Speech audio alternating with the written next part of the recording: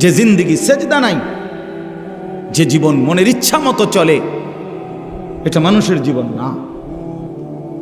না বাপ, আপনার সন্তান মানুষ হয় নাই যে বেনামাজি। সাফ বললাম, এটা অমানুষ, অমানুষ। এটা আপনি মানুষ বানাইতে পারেন নাই, আপনার জিন্দেগি ব্যর্থ। ওই বাবার জীবন ব্যর্থ, মুসলমান হওয়ার পরেও যে তার সন্তানকে নামাজি বানাইতে পারে। ওই মার জিন্দেগি ব্যর্থ, মুসলমান হওয়ার পরেও যে তার মেয়েকে পর্দানশীল বানাইতে পারে নাই। ওই জিন্দেগি ব্যর্থ জিন্দেগি। ঘর করে দিছে, ঘর করে দিছে। আমনে মূল্য ঘর করতে পারল। বহুত ব্যাড হইতে এরকম দুনিয়াতে। ছোটবেলায় বাচ্চার বাপ মরিয়া গেছে, হেইতে বড় হইয়া বিল্ডিং করছে, ঘর করছে, বিয়ে করছে, জমি জামা কিনছে। এটি অসুবিধা নেই, আপনি মরিয়া দেখেন হইতে পারবো? বলেন এরকম নাই তো? আপনি একেবারে উল্টে এলেছেন, ঘর করে দিছেন। ঘর করে দিছেন কি আবার? ঘর তো সেও করতে পারত, কিন্তু তার আখেরাত বরবাদ করে দিলেন কেন? তারে আল্লাহ চিনাইলেন না কেন? তারে নামাজে বাধ্য করলেন না কেন? আপনি বলতেছেন শোনে না, শোনে না। তো এখন 16 বছর বয়সে না শোনে না, 7 বছর বয়সের সময় কিটছিলেন, চিরা চাবাইছিলেন। 6 বছর বয়সের সময় কি করছিলেন? চিরা চাবাইছিলেন। তখন কেন তারে নামাজি বানাইলেন না? তখন কেন তারে সাথে করে মসজিদে নিলেন না? আপন সন্তানের সামনে কেমনে বিড়ি খাইলেন? সেইতে কি শিখলো আমনের থেকে? আপন সন্তানের সামনে গালি দেন কেমনে? হ্যাঁ, আপন সন্তানের সামনে বেডির নাচ চান কেমনে টেলিভিশনে বইয়া? হ্যাঁ, আপনি এই নিকৃষ্ট রুচির মানুষ, আমনের ভূত মানুষ হইব কেমনে? কি গাজরের কথা! বিড়ি খাইতে খাইতে বেটা কয় ভূত মানুষ পড়ালেখা করো। সেইতে যদি আব্বা আপনি ইদি হইলেন না,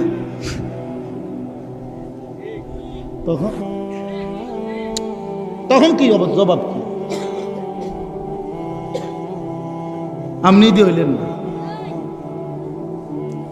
এজন্য বাপ আমার, বন্ধু আমার, জিন্দেগির কদর করেন, হায়াতের কদর করেন। প্রতি সেকেন্ড, প্রতি সময়, প্রতি ঘন্টা, প্রতি মিনিট আর আসবে না, আর আসবে। প্রতিটা সেকেন্ড আর আসবে না, আর আসবে। এই যে 17ই অক্টোবর 2024 রোজ বৃহস্পতিবার, ঠিক এই শিরোনাম পৃথিবীতে আর কোনোদিন হবে না। হবে আগামী বছর 17ই অক্টোবর আসবে, সেটা তো 2025 সাল। আগামী সপ্তাহে বৃহস্পতিবার হবে, কিন্তু সেটা তো 17 তারিখ না, 24 তারিখ। কথা বলেন। তাহলে 17ই অক্টোবর 2024 রোজ বৃহস্পতিবার আর কোনোদিন হবে? আর কোনোদিন হবে? কোনো ঘন্টা আর ফিরে আসে না, কোনো মিনিট, সেকেন্ড, মুহূর্ত আর ফিরে আসে না। যা চলে যায় তা চলেই যায়। ইমাম শাফিঈ রাহমাতুল্লাহ আলাইহি একজন জগৎ বিখ্যাত মুজতাহিদ ইমাম ছিলেন। 4 মাযহাবের একজন ইমাম, হানাফি, শাফিঈ, মালিকি, হাম্বলি, এই শাফিঈ। উনি বলেন, আমার সারা জিন্দেগি আমি আউলিয়া, বুজুর্গ, ওলামা, আল্লাহর প্রিয় বান্দাদের কাছে আসা যাওয়ার বরকতে, জগৎ বিখ্যাত আলেম। উনি বলেন, আমি 2টা কথা শিখছি শুধু সারা জীবনে। কি শিখলাম? 1 নাম্বার শিখছি, আল ওয়াক্তু সাইফুন ইন লাম তাকতাহু কাতাআকা। আমি প্রথম কথা শিখছি যে সময় হলো তরবারির মতো, তুমি যদি তাকে না কাটো সে তোমারে কেটে ফেলবে।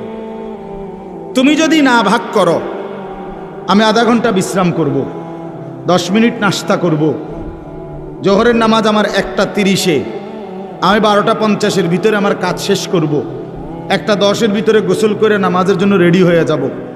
হ্যাঁ, আসরের নামাজ আমার 4টা 15-তে, আমারে 3টা 50-এর ভিতরে উঠে যাইতে হবে, অজু করে নামাজে যাইতে হবে। এভাবে সব কাজ যদি তুমি কাইটা সময়ের মধ্যে ভাগ না করো, সময় তোমারে কাটতে কাটতে তোমার উপর দিয়ে চলে যায়। আপনারা যখন রাত্রেবেলা, আমি অনেক সময় এটা খেয়াল করি, রাত্রেবেলা নীরবে যখন আমরা ঘুমাই, লাইট বন্ধ হয়ে যায়, তখন ওই দেওয়াল ঘড়ির কাঁটা খেয়াল করেন যে সেকেন্ডের কাঁটা এটা যে ঘুরে, এটা কট কাট কাট কাট কাট কাট করে, মানে ছোট্ট ছোট একটা আওয়াজ করতে করতে এটা ঘুরে। তা আমার সব সময় এটার আওয়াজটা মনেই হয় যে এটা যেন আমারে কাটতে কাটতে চলে যাচ্ছে।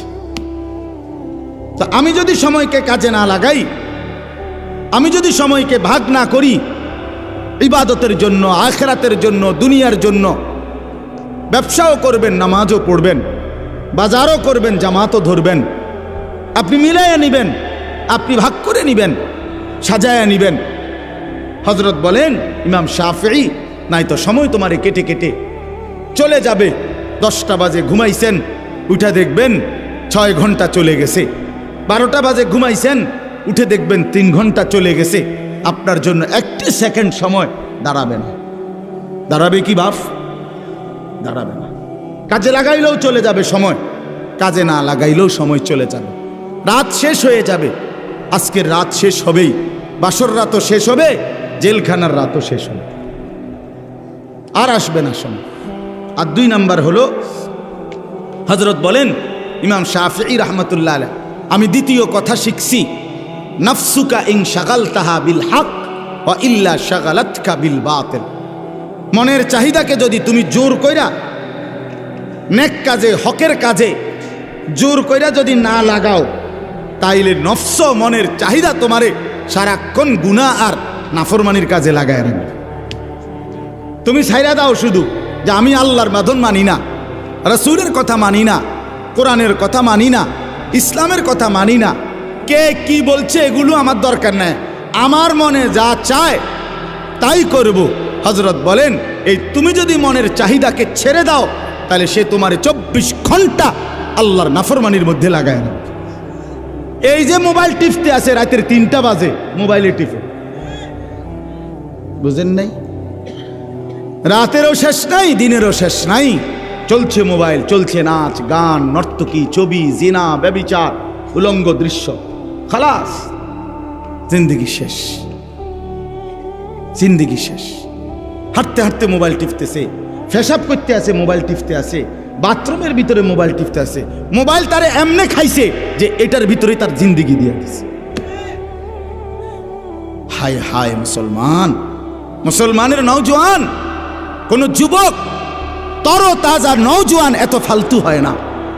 তারে যুবক বলে না বেটা, যার জীবনে কোনো কর্মের উদ্দীপনা নাই, মেহনতের জজবা নাই, ফিকির নাই, দেশ গড়া, মানুষ গড়া, জাতি গড়া, ইসলাম রক্ষা করা, ইমানের জন্য জান কোরবানি করা, এমন হিম্মত যার মধ্যে নাই, ওইটা কোনো যুবকে না, এটা বুড়া, এটা অলস, অকর্মণ্য, অপদার্থ ছাড়ার কিচ্ছু না বেটা।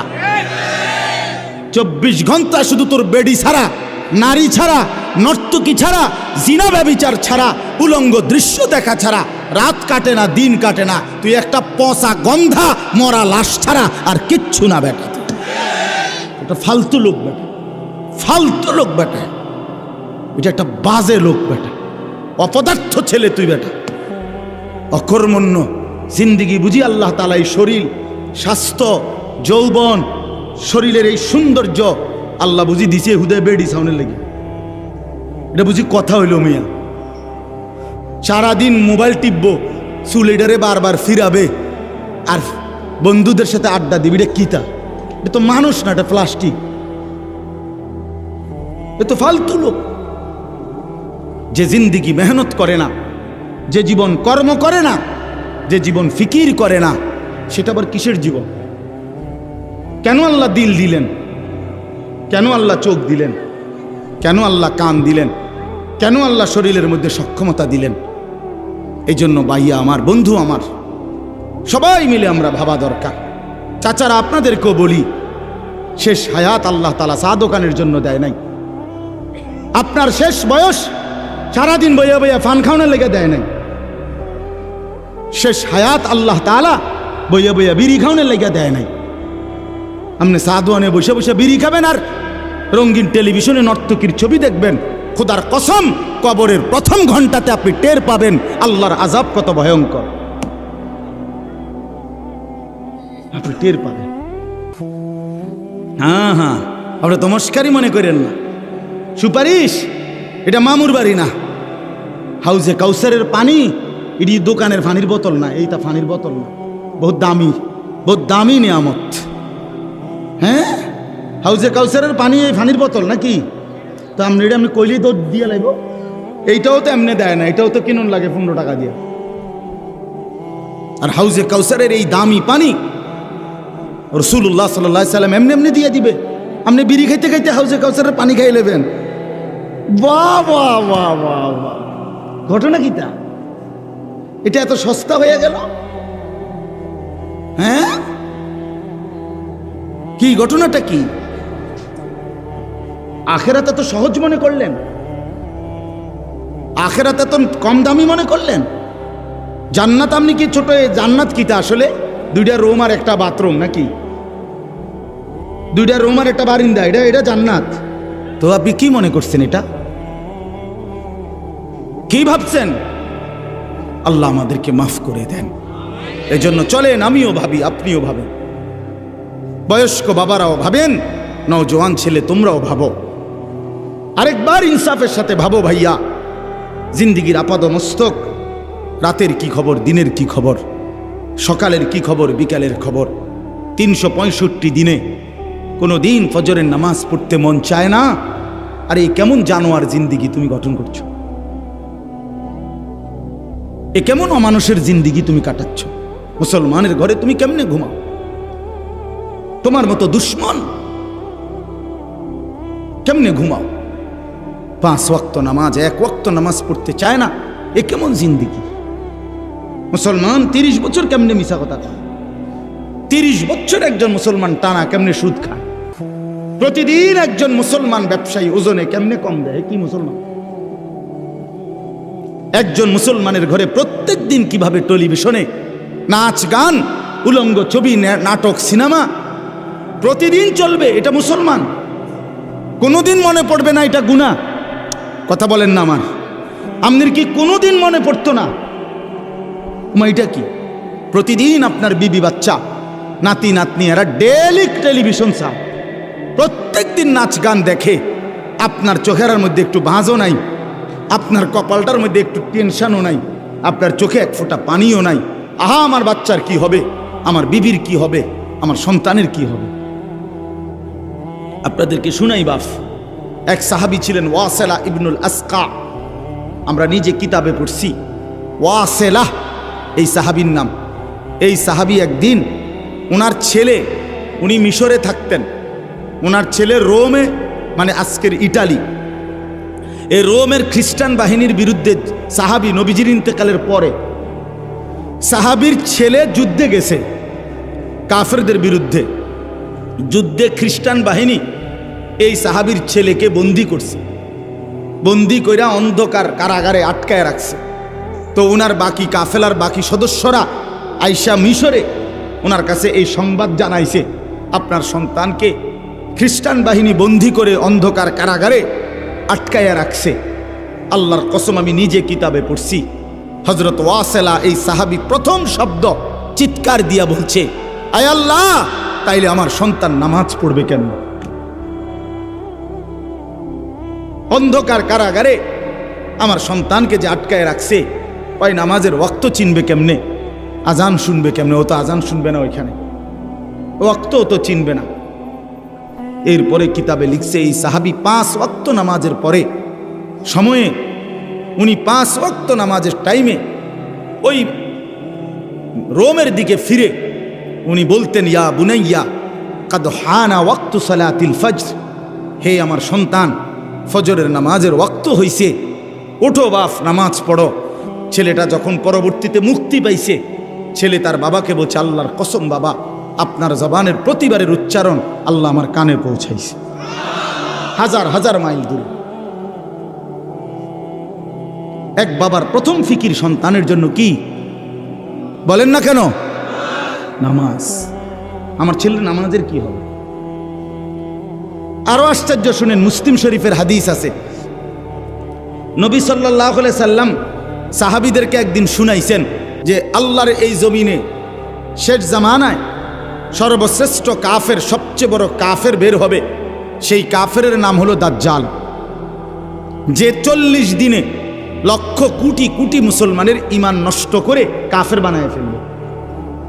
নাউযুবিল্লাহ। তো নবীজি বলছে সেই 40 দিন যে থাকবে দাজ্জাল পৃথিবীতে, এই 40 দিনের প্রথম দিন হবে 1 বছরের সমান। ইয়াউমুন কাসানাতিন, একদিন হবে প্রথম দিন 1 বছরের সমান, দ্বিতীয় দিন 1 মাসের সমান, তৃতীয় দিন 1 সপ্তাহের সমান, আর চতুর্থ দিন থেকে বাকি দিনগুলো 24 ঘন্টা, স্বাভাবিক এখনকার হিসাব। তাহলে প্রথম দিন কতটুকু? 1 বছর। আচ্ছা, এটা আপনার সামনে বলার পর আমি হইলে কি বলতাম? আরে খাইছে রে, কি তো 1 বছর কেমনে হইব? এত লম্বা টাইম হইব, দিন হইব কদ্দূর, রাত হইব কদ্দূর, হ্যাঁ সকাল থাকবো তাহলে কতক্ষণ? মনে করেন এই জাতীয় নানা রং সঙ্গের কথা আমরা বললাম হইলে এটার উপরে। কিন্তু আল্লাহ রসুল সাল্লাল্লাহু আলাইহি সাল্লাম এটা বলার পর খেয়াল করেন, সাহাবায়ে কেরাম শুনছে, যারা ওনাদের সামনে নবীজি বলছেন, সাহাবায়ে কেরাম প্রথম প্রশ্ন করছে নবীকে এই কথা শুনা যে ইয়া রাসূলুল্লাহ, এই দাজ্জাল বের হলে একদিন যে 1 বছরের সমান হবে, আমাদের প্রশ্ন হলো সেই দিন আমরা কি 1 বছরের নামাজ পড়বো নাকি 1 দিনের নামাজ পড়ব? বুঝছেন ফিকির কথা আমার? বুঝছেন মানে ওনাদের চিন্তাটা প্রথম কিসের? নামাজ কি হবে আগে, এইটা কর, নামাজ পড়বো কেমনে? সুবহানাল্লাহ। এই হলো সাহাবায়ে কেরাম। আল্লাহ নবী সাল্লাল্লাহু আলাইহি সাল্লাম বলেন, তোমরা তখন 1 বছরের নামাজ হিসাব করে আদায় করবে, 1 দিনের নামাজ না। কেমনে হিসাব করবো? আপনি ওই সময় থাকেন তো দেখবেন আলেমরা কেমনে বলে। আমি অনচিন্তার কি দরকার? ওই সময় আল্লাহ তাআলা জমিনের মধ্যে ফতোয়া দেওয়ার জন্য, বুঝাইয়া দেওয়ার জন্য উলামায়ে কেরাম রাখবেন। জমিন থাকলে আলেম থাকবে, সূর্য উঠলে আলেম থাকবে, চাঁদ উঠলে আলেম থাকবে। আল্লাহকে ডাকার মতো, আল্লাহকে বুঝানোর মতো ব্যবস্থাপনা থাকবেই। যেদিন উলামা থাকবে না, যেদিন আল্লাহর স্মরণ থাকবে না, আল্লাহর নাম থাকবে না, সেদিন আর সূর্য উঠবে না, চাঁদও উঠবে না। এই জন্য আপনাদের কাছে আমি অনুরোধ করছি, আমার কথাটা আমি বিস্তারিত বুঝাই বলার এটা চেষ্টা করলাম। আমরা যদি আমাদের হায়াত কদর করি, জিন্দিগি কদর করা উচিত। এই যে প্রতিনিয়ত মাহফিল হয় আমার বাপ, মাকসাদ শুধুই কেবল একটা ওয়াজ হইছে, আরো 10 গ্রামে মাহফিল হয়, আমগো গ্রামেও একটা মাহফিল হইছে, এতটুকুই যেন উদ্দেশ্য না, বরং চলেন পরিবর্তনের নিয়তে আল্লাহর কথা শুনি। বলেন ইনশাআল্লাহ। এই কথার থেকেই আমি শুরু করছিলাম। অর্থাৎ কি শুনতে হয়? আন্তরিকতা নিয়ে শুনতে হয়, মনোযোগ দিয়ে শুনতে হয়, তাহলে আল্লাহ পরিবর্তন নসিব করে। ওই বুটও খাইলেন, ওয়াজও শুনলেন, বাদামও খাইলেন, ওয়াজও শুনলেন, বইয়া মোবাইলও টিপলেন, ওয়াজও শুনলেন, বসে বসে জুড়াইলেন, ওয়াজও শুনলেন, বন্ধু বান্ধবের সাথে ফাঁকে ফাঁকে কথাও বললেন, আবার ওয়াজও শুনলেন। নতিজা আরজালের তাবে হয়। নিয়ম হইল ফলাফল নিকৃষ্টতার অনুগামী হয়। এটা আরবি ভাষার একটা কায়দা, মানে ভালো এবং মন্দ উভয়ের মিশ্রণে মন্দের প্রভাব পড়ে। কিসের প্রভাব পড়ে? এটারে কয় আরজাল। আরজাল মানে নিকৃষ্ট জিনিস। মনে করেন একটা টাঙ্কিতে, গাজি টাঙ্কি 500 লিটারের, এইটার ভিতরে মোটর দিয়া পানি পুরাইছে, পুরাইতে গিয়া মোটরের থেকে যে পানি পড়তেছে পাইপ দিয়ে, এটা খুব ফোর্সে পড়ছে, অনেক পানি, তাইলে পবিত্র পানি, কিন্তু সাথে এই ফাঁকে দিয়া একটা অন্য পাইপ দিয়া 1 ফোঁটা 2 ফোঁটা 4 ফোঁটা করিয়া করিয়া ফুটতে ফুটতে এখানে কয়টা ফেসাবের ফোঁটাও পড়ছে। তো ফেসাবের ফোঁটা পড়ছে নয়তো 30 ফোঁটা, আর বাকি পুরাটাই পবিত্র পানি, মানে মোটরের পানি। এখন এই দুইটা মিললা ফলাফল কি? এই নতিজা কিসের আসছে? মানে ফলাফল আসছে কোনটার? নিকৃষ্টটার, নিকৃষ্টটা। এই জন্য নতিজা আরজালের তাবে হয়, নতিজা আরজালের তাবে হয়, অর্থাৎ ফলাফল নিকৃষ্টতার অনুগামী হয়। এই জন্য বন্ধু আমার, এটা জরুরি। আপনি আপনি মনোযোগ দেবেন না, আবার আল্লাহর কথা শুনবেন, এই মনোযোগ ছাড়াটাই থাকবে, আর কিছু বুঝতেন না। ওই মোবাইল টিফাটাই বুঝছেন, ওই বুটটাই পাবেন, বাদামখানাটাই হলো, আপনার বন্ধুর সাথে কথা বলাটাই হইল, আল্লাহর কথা শোনা হলো। উত্তমটা আসবে না, অনুত্তমটা আসবে, ফলাফল। এজন্য আমি কথাটা লম্বা করে বললাম, এজন্য আমার একটা উদ্দেশ্য আছে। আমি চাই সব সময় প্রত্যেক মুসল্লি নিজ নিজ মহল্লার মসজিদের ইমাম সাহেবের জুমার বয়ান মনোযোগ দিয়ে শুনুক। এটা আমার একটা সাধনা, আমি সব সময় এটা বলি। মসজিদের মুসল্লিরা যদি এক বছরে 52 সপ্তাহ যদি নিজ মহল্লার ইমাম সাহেবের বয়ান মনোযোগ দিয়ে শুনে, বিশ্বাস করেন ধীরে ধীরে জিন্দিগি বদলায় যায়। এতদিন শোনার পরও আপনার কোনো লড়াচড়া হয় না, আপনি কিতা শুনলেন? 52 সপ্তাহ বছরে, এবার 30 বছর ধরে আপনি জুমার নামাজ পড়েন, তো 30-52তে কতগুলো সপ্তাহ, কতগুলো নসিহত শুনলেন? ওমা আপনি অনবিরিয়ে গান, আপনি কিতা ওয়াজ শুনেন? আপনি বইয়ে বইয়ে সাধোয়ানে গপ মারে, এখনো আপনি আগ করলে গালির লগে মাটির তলে সাপ উঠতে দেয়, এমন নিকৃষ্ট গালি দেয়। মধ্যে তো আপনি কি ওয়াজ শুনেন, কার কথা শুনেন, কারে কয় কে শুনে? আপনি দি কোনো লড়াছড়া নাই, পরিবর্তন নাই। কথা বোঝেন নাই আমার কথা? তো ছিল কি হবে, পরিবর্তন হবে। একদিনে বলি না, আপনারে বলি না যে আজকে রাতের ভিতরে আপনি আব্দুল কাদের জিলানি হইতেই বলে একদম টাঙ্গাই এলাম, এটা কি এমন কিছু? বলেন না, আপনারা এটা বলছি তো? একদিনে কি জুনায়েদ বাগদাদি হওয়া সম্ভব? জুনায়েদ বাগদাদি নিজে হইছিনি একদিনে, তো আপনি হইবেন কেমন? তাহলে বিষয়টা তো এটা না, বিষয়টা হলো মনোযোগী হওয়া, চেষ্টা করা, আমলের জন্য আগানো। ধীরে ধীরে আগাইলে আল্লাহ তাআলা বরকত দেবে। আল্লাহ আমাদেরকে তৌফিক দান করেন, আল্লাহ আমাদেরকে কবুল করে নেন, আল্লাহ তাআলা আমাদেরকে ফিকির দান করেন। অনেক যুবক বসছো ভাইয়া, আল্লাহ তাআলা সমস্ত নওজোয়ানকে আল্লাহর দ্বীনের জন্য, নামাজের জন্য, ঈমানের জন্য আল্লাহ কবুল করে নেন, আমিন। আমি যে আয়াত আমি পড়ছি, এই আয়াতটার এবার বাকিটুকু সময় সংক্ষিপ্ত কয়েকটা কথা বলতে চাই। আগে একটা কথা বোঝেন, মনোযোগ দিয়ে। এখন সবাই মনোযোগ দিছেন তো? বুট টুট নাই তো কারো লাগে? সাবধান, বুট খাওয়া কোনো নিষেধ না। আপনি মাহফিলের মুনাজাতের পরে সাথে সাথে তো আর প্যান্ডেল খুলতো না, আপনি এরপরে 1 ঘন্টা বুট খাইয়েন বই, আমার কোনো অসুবিধা। আপনি 14 গোষ্ঠীর বুট সব আপনি খাইয়েন, কিন্তু এখন মনোযোগী হন, ঠিক কিনা বলেন না কেন?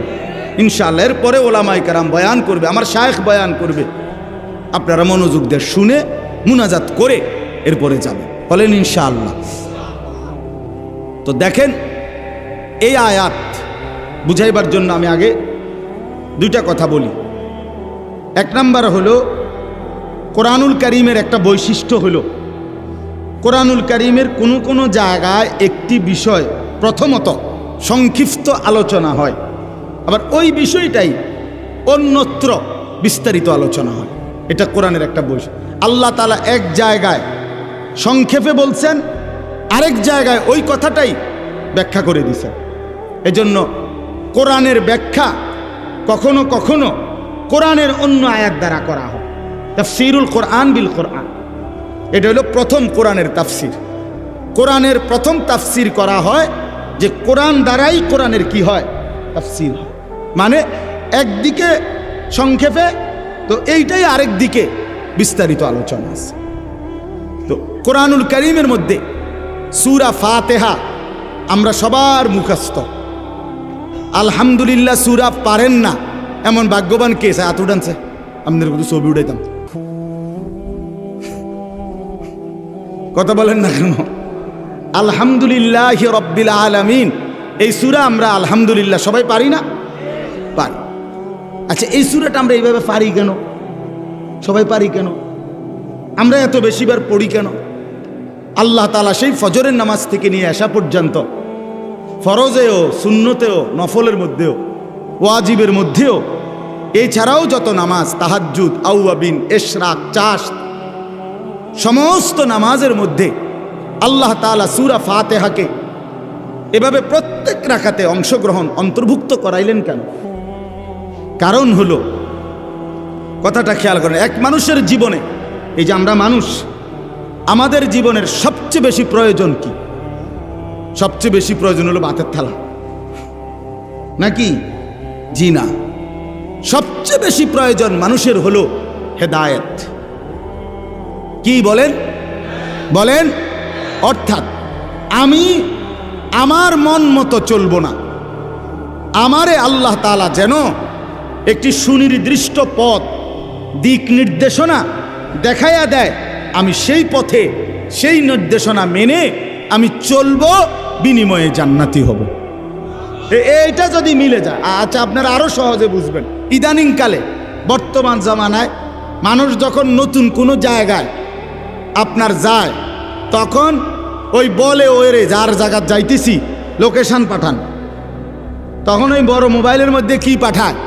লোকেশন পাঠায়, রাস্তার লোকেশন দেয়, দিলে ওইটা এনে সেট করে দিলে, এবার এইটা ড্রাইভার তার এই যে স্টিয়ারিং চালায় যেটা, এটা সামনে যদি রাখে, ওই লোকেশনটা একদম ও এইটাই ডান বাম বলতে বলতে একবারে ওই ঘরের সামনে নিয়ে দাঁড় করাই দিবে। এই যে এখনকার নতুন সিস্টেমে। তাইলে আমি যদি একটা লোকেশন পেয়ে যাই, তাহলে আমার জন্য খুব আরাম হয়, ঠিক কি না বলেন? আরও বলেন, মনে করেন যেমন আমার এখন আরেক জায়গায় বয়ান আছে আজকে, তো ওই বয়ানে যাওয়ার জন্য এখানে একজন ভাই আসছে আমারে নেওয়ার জন্য। তার মানে উনি আমার গাড়িতে বসলে তো আমার ড্রাইভাররে উনি ডাইন বাম বলে দিবে, ঠিক কিনা বলেন না কেন? তাহলে আর আমার আর প্রতি গাঁটে গাঁটে গিয়া জিগানের আর দরকার নাই, রাহাবার আছে। এবার ড্রাইভারে তারে জিজ্ঞাসা করে করে সেই বলে দিবে গন্তব্য ডানে বামে সামনে। এই তাহলে এই হেদায়েত পাওয়া, পথ পাওয়া, দিক নির্দেশনা পাওয়া, এটা জীবনের সবচেয়ে বেশি দরকার। আল্লাহ তাআলা যদি এই দৌলত কাউকে দেয়, আল্লাহর কসম তাকে আল্লাহ সর্বশ্রেষ্ঠ দৌলত দিয়েছে, সর্বশ্রেষ্ঠ। যে আল্লাহ আমি এলোমেলো চলতে চাই না, আমি মন মতো চলতে চাই না, মন মতো চললে আমি পথ পাবো না, আমি রাস্তা পাবো না, আমি আপনাকে পাবো না, আমি আখিরাত পাবো না, আমি জান্নাত পাবো না। এই জন্য মানুষের জীবনের সবচেয়ে বড় চাওয়া আল্লাহর কাছে, সেটা হলো হেদায়েত।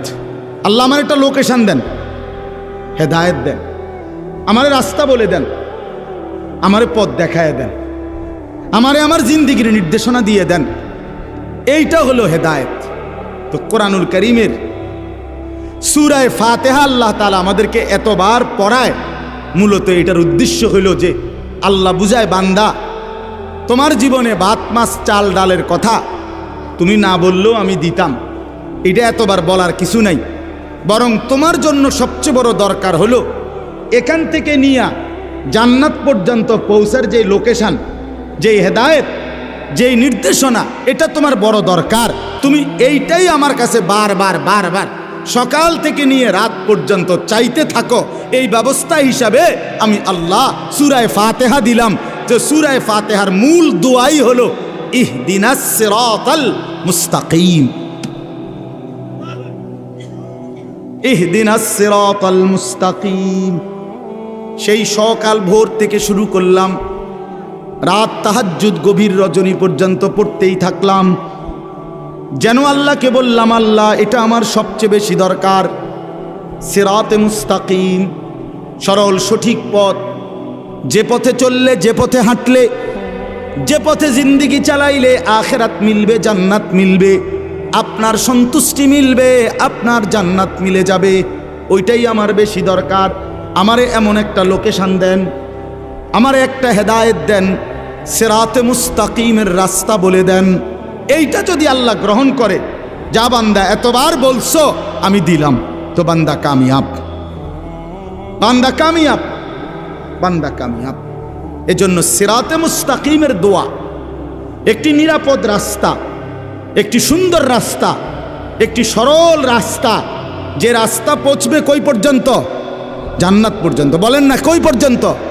জান্নাত পর্যন্ত। সেই রাস্তা আল্লাহর কাছে চাওয়া, এটাই হলো মুমিনের, ইমানদারের সবচেয়ে বড় চাওয়া। এই জন্য আল্লাহ আমাদেরকে দিয়ে সূরা ফাতিহা প্রত্যেক রাকাতে রাকাতে পড়াইতেছেন, কখনো ইমামের মাধ্যমে, আর আলাদা পড়লে নিজের মাধ্যমে। কিন্তু সূরা ফাতিহা ইমাম সাহেব কোক আর মুক্তাদি কোক, সূরা ফাতিহা বলতে হবে কি না বলেন? আচ্ছা, এখন আসেন ইহদিনাস সিরাতাল মুস্তাকিম। আমি আল্লাহর কাছে বললাম আমার সবচেয়ে বেশি দরকার আল্লাহ হেদায়েত, জান্নাতের রাস্তা আমার এখান থেকে নিয়ে ওই পর্যন্ত। এখন আমি এখান থেকে নিয়ে জান্নাতে যাইতে চাই, কি কি করতে হবে, কেমনে কেমনে যাইতে হবে, এটাই হেদায়েত, সিরাতে মুস্তাকিম। এখন মনে করেন এই দোয়াটা আল্লাহ কবুল করলো, করে আপনারে কোরআন শরীফের একটা বাংলা তরজমা অনুবাদ, বুখারী শরীফ, মুসলিম শরীফ, তিরমিজি শরীফ, নাসাই শরীফ, আবু দাউদ শরীফ, ইবনে মাজা, মানে 6টি বিশুদ্ধ হাদিসের কিতাব, এগুলোর বাংলা অনুবাদ, বাংলা তরজমা আপনার কাছে কিন্না আমি আপনার জন্য আইনা এই 6টি হাদিসের কিতাব আর কোরআন শরীফের বাংলা তরজমা আপনার হাতে তুলে দিলাম, দিয়া বললাম ভাই এটির ভিতরেই হেদায়েত আছে, আমনে খুঁজালাম,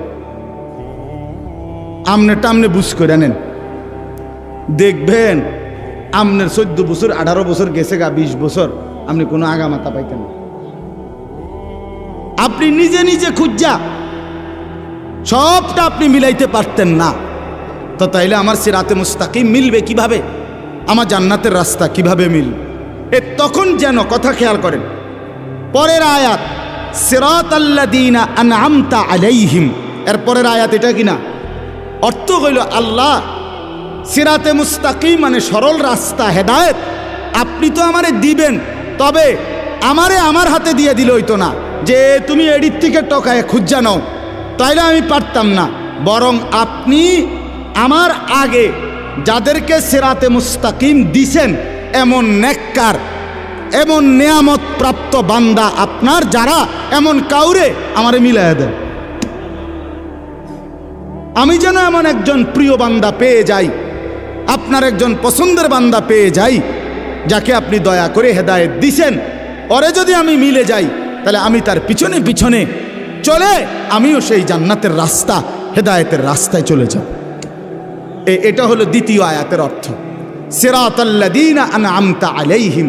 আল্লাহ আমি যেই সিরাতে মুস্তাকিম সরল সঠিক রাস্তা চাচ্ছি, আমি এটা একা পারতাম না, আপনি আমার আগে আমার সামনে আমার আগে যাদেরকে হেদায়েত দিছেন তাদের কাউকে আমারে মিলায় দেন, দেখায় দেন, আমি তার পিছনে চলবো, হেদায়েতের রাস্তা পাবো, জান্নাতও পেয়ে যাব। আচ্ছা, এখন ওই যে বললাম সিরাতাল্লাযীনা আনআমতা আলাইহিম, আল্লাহর কাছে আমি বললাম আল্লাহ আপনার নিয়ামত প্রাপ্ত বান্দাদের রাস্তা আমারে দেখায়া দেন, আমারে মিলায়া দেন। তো এই আয়াতে আইসা আল্লাহ তাআলা এই সূরা নিসার 69 নম্বর আয়াতে আল্লাহ তাআলা পরিষ্কার বলে দিছেন, শুনো আমার নিয়ামত প্রাপ্ত বান্দা হলো 4 শ্রেণী। কয় শ্রেণী? 1 মিনান নবিয়্যিন, সমস্ত নবীগণ। 2 অস-সিদ্দিকিন, সমস্ত নবীদের পরে উম্মতের মধ্যে সর্বশ্রেষ্ঠ ইমানদার যে, তারে বলে সিদ্দিক, যেমন আবু বকর সিদ্দিক। এজন্য মনে করেন ওই আদম আলাইহিস সালাম থেকে নিয়ে আমাদের নবী পর্যন্ত লাইন ধরছে, এরপরে উম্মতের লাইন, এরপরে নবীজির পিছনে উম্মতের প্রথম যে ব্যক্তি লাইনে দাঁড়াবে তিনি আবু বকর সিদ্দিক রাদিয়াল্লাহু তাআলা আনহু। এই সিদ্দিক মুহাদ্দিসিনে কেরাম, মুফাসসিরিনে কেরাম অনেকে বলেন সমস্ত সাহাবায়ে কেরাম সিদ্দিক। আল্লাহ তাআলা নবীদের পরে উনাদেরকে সবচেয়ে মর্যাদাবান করেছেন। তো আল্লাহ বলেন সমস্ত নবীগণ আমার নিয়ামত প্রাপ্ত বান্দা, সমস্ত সিদ্দিক যারা নবীদের পরে উম্মতের মধ্যে সর্বশ্রেষ্ঠ সিদ্দিক, তাদেরকে বলে তারা আমার নিয়ামত প্রাপ্ত বান্দা। 3 নাম্বার অশুহাদা, সমস্ত শহীদগণ যারা আমার দ্বীনের জন্য জান বাজি রেখে নিজেদের কলিজার খুন জীবন দিয়ে দিছে, শহীদগণ। 4 নাম্বার সালিহিন, আমার নেককার বান্দা, কারা প্রকাশ্যে এবং গোপনে, একাকী এবং সবার মাঝে, সর্বাবস্থায় যারা আল্লাহর হুকুম বিধান পালন করে তাদেরকে বলে সালিহিন, নেককার। ও মানুষের সামনে তো আপনি জিমায় কুমায় বুঝেন না কথা? আপনি কারে মনোজন একারে বুজুর্গি বাইয়া ফুটতে আছে, কিন্তু একলা হইলে দিন মানে না, পূর্ণ শরীয়ত মানে না। সেটা আমিও হইতে পারি, যেই হইতে পারি, এমন হইলে হবে না। যার রাত দিন বরাবর, যার আলো অন্ধকার বরাবর, যার একাকী প্রকাশ্য বরাবর, যার মসজিদে ইবাদত যেমন আল্লাহর হুকুম মতো, তার বাজারের ব্যবসাও আল্লাহর হুকুম মতো। কথা বুঝছেন কি না বলেন? সর্বাবস্থায় সব হালাতে আল্লাহর হুকুমের উপরে যে নির্ভর করে থাকে তারে বলে সালেহীন, নেককার, আল্লাহর প্রিয় বান্দা, আল্লাহ ওয়ালা। তো আল্লাহ বলেন, নবীগণ আমার নিয়ামত প্রাপ্ত, সিদ্দিকগণ আমার নিয়ামত প্রাপ্ত, শহীদগণ আমার নিয়ামত প্রাপ্ত, সালেহীন আমার নিয়ামত প্রাপ্ত। এবার বান্দা, তোমরা যদি জান্নাতের রাস্তা চাও, সিরাতে মুস্তাকিমের রাস্তা চাও, এই আয়াতে আমি ব্যাখ্যা করে বলে দিলাম, নবীদের রাস্তা ধরো, সিদ্দিকের আবু বকর সিদ্দিকের রাস্তা ধরো, শহীদদের রাস্তা ধরো, আমার নেককার বান্দাদের রাস্তা ধরো, তাইলে হেদায়েতও পেয়ে যাবে, জান্নাতও পেয়ে যাবে।